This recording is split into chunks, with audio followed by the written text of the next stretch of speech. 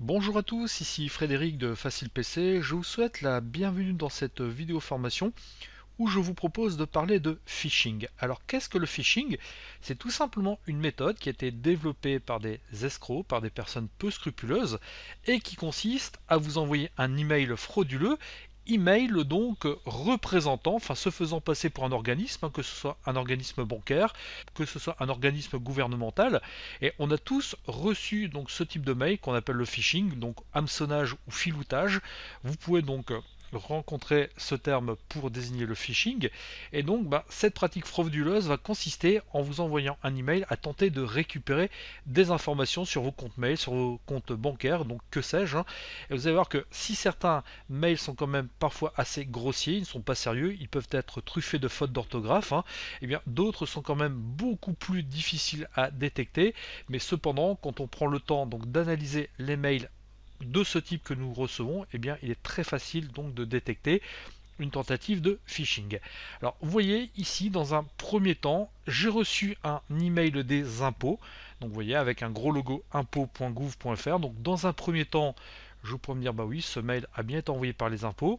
Et qu'est-ce qu'on me dit? Bonjour, après les derniers calculs annuels de l'exercice de votre activité, nous avons déterminé que vous êtes admissible à recevoir un remboursement de 50,80 €. Déjà, la tournure de phrase n'est pas forcément très française et les impôts donc pour les remboursements ne procèdent pas comme ça.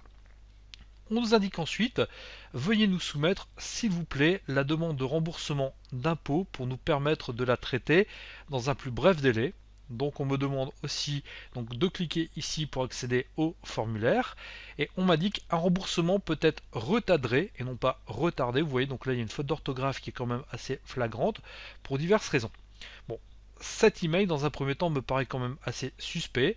Si je positionne le curseur de ma souris ici pour accéder au formulaire, eh bien, je vois que je ne suis pas redirigé vers le site impôts.gouv.fr, mais comme l'indique donc le lien hypertexte en bas à gauche de l'écran, on me redirige vers contact-télépaiement.com, qui n'est pas le site des impôts. Donc je vous rappelle que les impôts, eux, ont un site internet qui est impôts.gouv.fr. Autre chose qui doit vraiment m'interpeller dans cet email, c'est que vous voyez, eh bien, l'email est envoyé par bc-dp underscore p-ael-automate at edf.fr.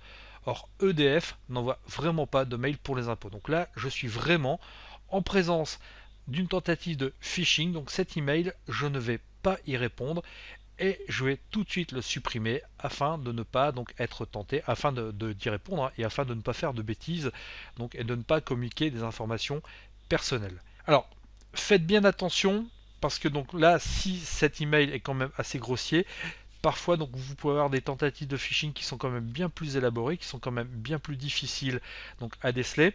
Cependant, en respectant quelques pratiques, eh bien vous ne tomberez pas dans le panneau. Déjà, ne communiquez jamais d'informations confidentielles par email, que ce soit vos mots de passe, vos informations bancaires. D'ailleurs, les banques ne vous demandent jamais d'informations par email, que ce soit un numéro de téléphone. Donc vraiment ne communiquez rien du tout, que ce soit les banques ou les organismes officiels. Ils ne vous demanderont jamais ces informations par email. Autre règle, ne répondez jamais à un email qui serait suspect et ne le transférez pas à des amis. Donc ne contribuez pas à la quantité de la chaîne de cet email, supprimez l'email directement. Surtout si cet email contenait une pièce jointe, eh bien ne l'ouvrez pas, donc supprimez donc directement l'email parce que dans la pièce jointe vous avez peut-être en face de vous un virus.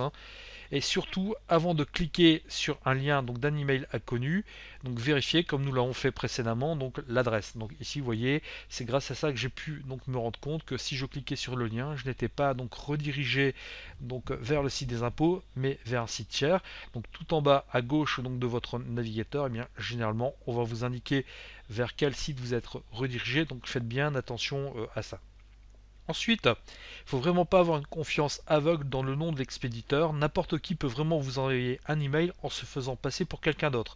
Bon, c'est vraiment pas plus compliqué que de mettre un faux nom d'expéditeur donc au dos d'une enveloppe. Donc si vraiment quelqu'un se faisant passer pour une de vos connaissances, donc vous envoyez un mail qui vous paraissait suspect, eh bien contactez directement cette personne en question afin de savoir si c'est bien elle qui a envoyé l'email. Comme nous l'avons vu dans ce mail, ce qui est symptomatique des tentatives de phishing, donc des tentatives d'escroquerie, ce sont les fautes d'orthographe. Donc là, vous voyez, les phrases ne sont pas forcément très françaises. Il y a quelques fautes d'orthographe, donc parfois ça peut être plus grossier, parfois ça peut être un peu plus difficile à détecter. Mais un mail donc gouvernemental, un mail d'un organisme de banque ne contient jamais de fautes d'orthographe. Donc ces organismes font vraiment très attention à ça. Si vraiment vous aviez le moindre doute, si vous avez communiqué donc par erreur votre mot de passe, que ce soit d'un compte email, donc d'un compte quelconque, et bien dans le doute, changez tout de suite votre mot de passe, donc, et surtout mettez un mot de passe quand même qui soit très sécurisé, contenant 8 caractères minimum, avec un mix de majuscules, de minuscules, de chiffres et de caractères spéciaux. Ou alors si jamais vous aviez communiqué votre numéro de carte bleue et que vous vous rendez compte par la suite que c'était une tentative donc d'escroquerie, eh bien contactez tout de suite votre organisme bancaire pour faire opposition. Et surtout faites attention aux sites contrefaits. Donc vous allez voir que parfois les pirates sont vraiment des petits génies, les faussaires sont des petits génies, et ils peuvent donc vous faire de faux sites, vous créer de faux sites qui ressemblent comme deux gouttes d'eau au site donc de la marque qu'ils tentent d'escroquer en question. Nous verrons ensuite un exemple avec PayPal. Bon, ici cet email était quand même assez facile à détecter comme étant du phishing. Nous allons voir un autre exemple. Autre exemple d'email, donc de tentative de phishing que j'ai reçu, eh bien un phishing, donc un email qui s'appelle confirmation de votre compte, donc qui m'est envoyé par Disposer Hot, donc personne que je ne connais pas. Vous voyez outlook.com, c'est quelqu'un que je ne connais pas du tout. On m'a dit quoi? Cher utilisateur, nous avons le regret de porter à votre connaissance que des opérations de vérification ont permis d'observer de nombreuses et fausses adresses live hotmail.outlook.com sur notre réseau. Nous serons dans l'obligation de supprimer tous les comptes mail frauduleux afin de mettre à votre disposition notre service gratuit et fiable. Alors déjà, donc Hotmail, Outlook et Live, donc ce sont des emails, donc ce sont des comptes de messagerie donc de Microsoft. C'est quand même donc assez rare que Microsoft envoie un mail aussi mal mis en page. Veuillez dans un délai de 48 heures renvoyer les informations correctes ci-dessous. Cliquez sur répondre, remplissez la grille d'informations obligatoire, ensuite cliquez sur envoyer. Une fois le remplissage terminé, donc là vous voyez qu'on me demande tout un tas d'informations, bizarrement mon nom, mon prénom, ma date de naissance, mon compte de messagerie, mon mot de passe. Donc là en plus c'est quelque chose de très grossier. Sachez qu'une entreprise comme Microsoft donc ferait quelque chose de bien plus professionnel, et comme je vous le disais précédemment, donc ne vous demanderai pas de communiquer des informations comme votre nom d'utilisateur, votre mot de passe. Donc là je suis vraiment en présence d'une tentative de phishing, certes grossière, mais surtout, donc si vous renvoyez donc l'email avec les informations complétées, eh bien, derrière, les pirates récupéreraient vos informations, se connecteraient à votre compte et donc pourraient faire des bêtises donc en votre nom. Donc surtout prudence, ne communiquez rien via internet. Donc ici, cet email serait à détruire immédiatement. Donc en plus, Microsoft, donc s'il devait vous envoyer du courrier, eh bien, le ferait avec une adresse donc Microsoft. Donc ce serait pas quelque chose du style disposer.hot. Alors là, vous voyez que ce phishing est quand même assez simple à détecter, mais parfois ça peut être beaucoup plus compliqué. C'est ce que je vous propose de voir dans l'email suivant. Alors, je suis ici en présence d'un email qui, semble-t-il, a été envoyé par PayPal, le fameux service de paiement en ligne via Internet. Et là, que me dit PayPal? Que quelques clics suffisent pour continuer à utiliser mon compte PayPal. Et on me dit bonjour, malheureusement votre récente transaction avec PayPal a été refusée car l'utilisation de votre compte PayPal est actuellement restreinte. Bon, déjà, première chose, je n'ai pas fait récemment de transaction avec PayPal, donc rien que ça, cela m'alerte. Restreindre l'accès à un compte est une mesure temporaire prise pour protéger votre compte et pour assurer la sécurité de PayPal. Votre satisfaction étant notre priorité, nous souhaitons vous aider afin de lever au plus vite cette restriction. Et on me donne donc tout un tas d'étapes à suivre et on m'a dit que je dois me connecter sur le site paypal.fr. Donc là, vous voyez, il y a bien le logo du site PayPal qui est présent. Donc on me redirige bien vers un lien paypal.fr, sauf que si je passe le curseur de ma souris sur ce lien paypal.fr, vous voyez que tout en bas à gauche de mon écran, je me rends compte que je suis redirigé vers le site emprendo.edu.pe/includes/fr.fr.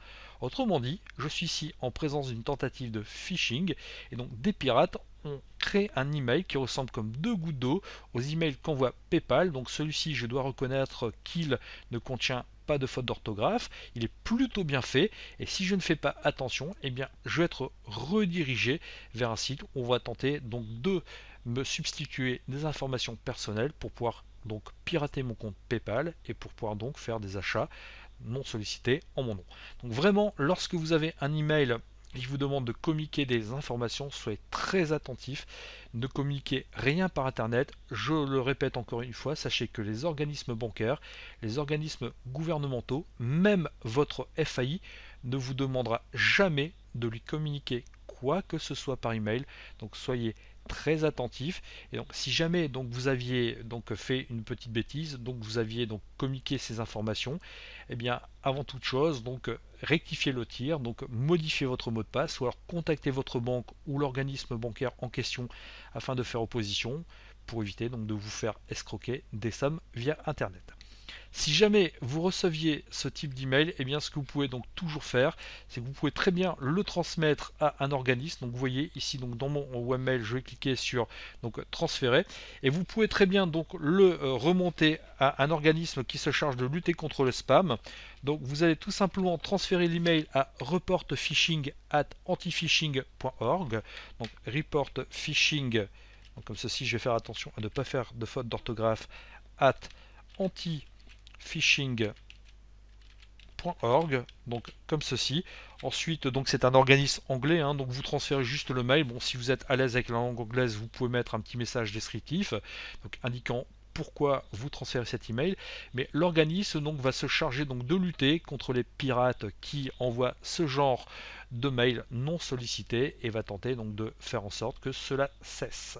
Donc ensuite vous n'avez plus qu'à envoyer et donc cet organisme reportphishing@antiphishing.org donc se chargera de neutraliser les malfaisants en question.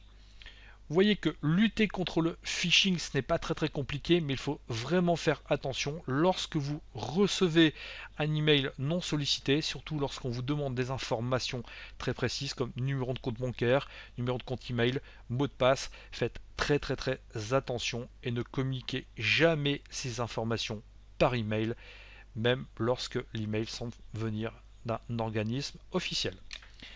Je vous remercie de votre attention et je vous dis à bientôt dans une prochaine vidéo formation.